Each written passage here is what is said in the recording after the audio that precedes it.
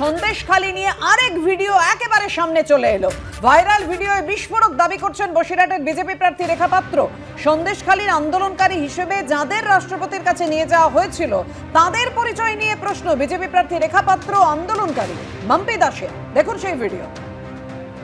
আমরা সংবাদ মাধ্যমের থেকে জানতে পারলাম যে রাষ্ট্রপতি ম্যাডামের কাছে সন্দেশখালীর কিছু নির্যাতিতা মহিলাকে নিয়ে যাওয়া হয়েছে।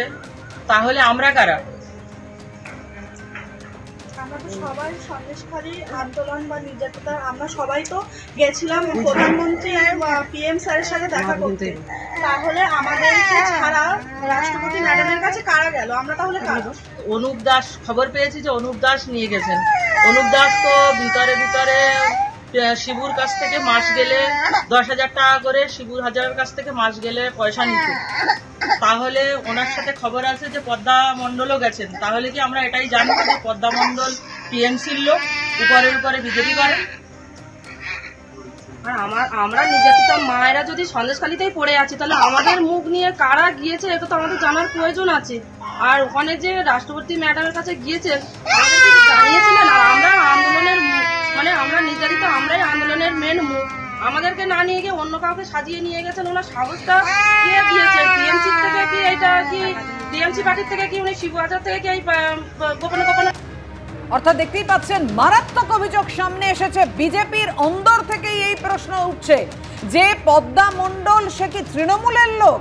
রেখা পাত্র, আন্দোলনকারী মাম্পি দাস তারা বিস্ফোরক অভিযোগ করছেন। কথা বলবো, আমাদের সঙ্গে রয়েছেন আমাদের প্রতিনিধি সমীরণ পাল। সমীরণ, তো বিস্ফোরক অভিযোগ। একেবারে যে ভাইরাল ভিডিও দেখা যাচ্ছে তাতে স্পষ্ট দেখা যাচ্ছে মাম্পি দাস এবং রেখা পাত্র তারা খুব উগড়ে দিয়েছেন। প্রধানমন্ত্রী উত্তর 24 পরগনা জেলার বারাসাত, জেলা সদর বারাসাতে তিনি যখন এসেছিলেন তার ঠিক পরপরই রাষ্ট্রপতির সঙ্গে দেখা করতে যান সন্দেশখালীর আন্দোলনকারী মহিলারা।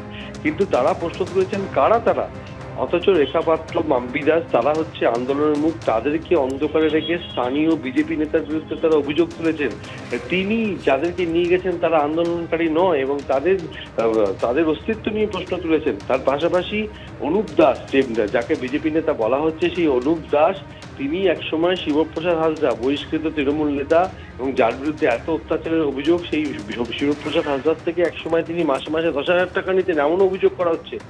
এবং যে মহিলার নাম বলা হচ্ছে সেই মহিলা আদৌ বিজেপি করেন কিনা সে নিয়েও এই ভিডিওতে প্রশ্ন তোলা হয়েছে। তার পাশাপাশি রেখা পাত্র যেটা নিয়ে সরব হয়েছেন যে তারা আন্দোলনের জিজ্ঞেস করছি, এটা কি জানা গেছে যে এই ভাইরাল হওয়া ভিডিওটি কোন সময়? একেবারে যেটা জানা যাচ্ছে বা দেখে বোঝা যাচ্ছে এটা হচ্ছে যে যখন রাষ্ট্রপতির সঙ্গে দেখা করতে গেছিল সন্দেশখালীর আন্দোলনকারীরা, সেই সময়কার ভিডিও বলে মনে করা যায়। ঠিক কোন সময়কার ভিডিও এটা স্পষ্ট করে না বোঝা গেল।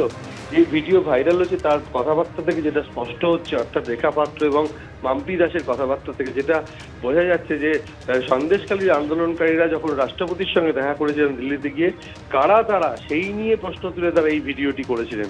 এবং সেখানে স্পষ্ট মাম্পি দাস বলছেন যে রাষ্ট্রপতির কাছে তারা আন্দোলন করেছেন সন্দেশখালীতে শেখ শাহজাহান, শিবপ্রসাদ হাজরা, উত্তম সর্দারদের বিরুদ্ধে, অথচ তাদেরকে অন্ধকারে রেখে কারা রাষ্ট্রপতির কাছে গেলেন।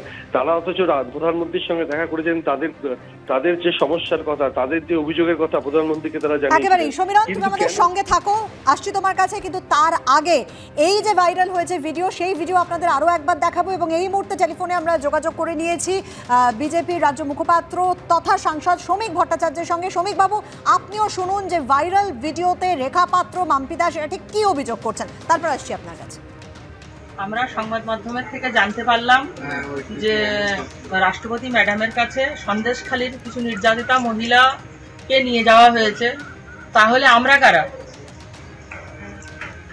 আমরা তো সবাই সন্দেশখালী আন্দোলন বা নির্যাতিতা আমরা সবাই তো গেছিলাম প্রধানমন্ত্রী পিএম স্যারের সাথে দেখা করতে।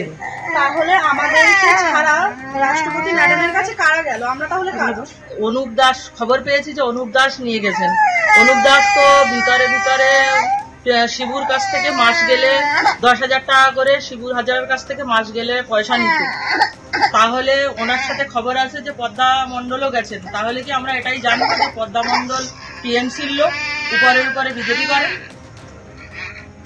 আর আমরা নির্যাতিতা মায়েরা যদি সন্দেশখালীতেই পড়ে আছি, তাহলে আমাদের মুখ নিয়ে কারা গিয়েছে এটা তো আমাদের জানার প্রয়োজন আছে। আর ওখানে যে রাষ্ট্রপতি ম্যাডামের কাছে গিয়েছেন আমাদেরকে কি জানিয়েছিলেন? আর আমরা আন্দোলনের মানে আমরা নির্যাতিত, আমরাই আন্দোলনের মেন মুখ।